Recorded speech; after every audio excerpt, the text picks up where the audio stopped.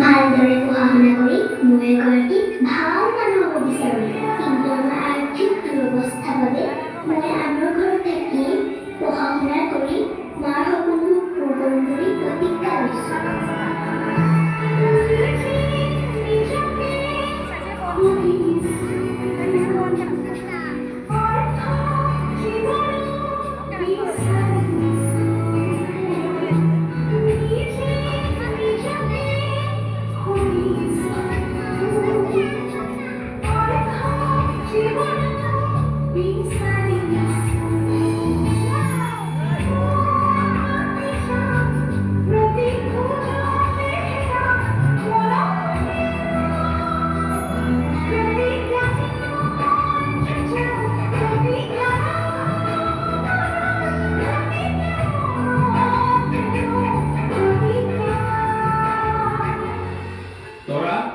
সোনকালে বাচনবোৰ আৰু বাথৰুমত থকা কাপোৰখিনি ধুই আন।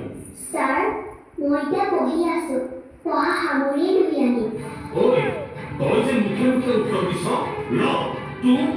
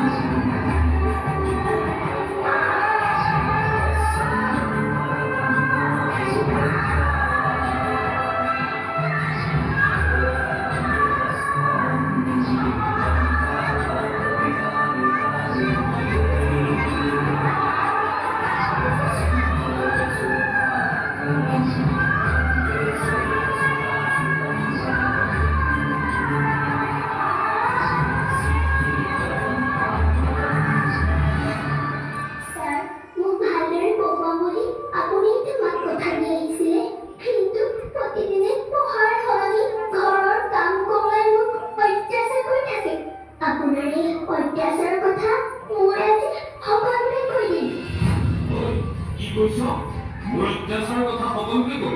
ৰ তাৰ আগতে মই তোৰ আজি ব্যৱস্থা কৰিম। তোৰ মুখত এই চিন্তানী সমাজত মুখ উলিয়াব নোৱাৰা কৰিম।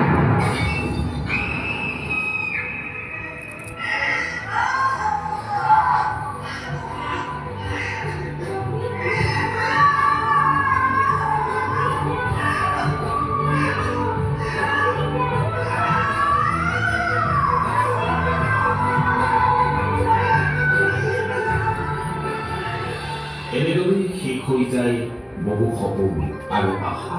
অপেক্ষা মাথো সেই দিনটোলৈ, যিদিনা সমাজৰ পৰা নাইকিয়া হ'ব শিশু শ্ৰমিক আৰু এচিড নিক্ষেপৰ এই দুৰ্দশা।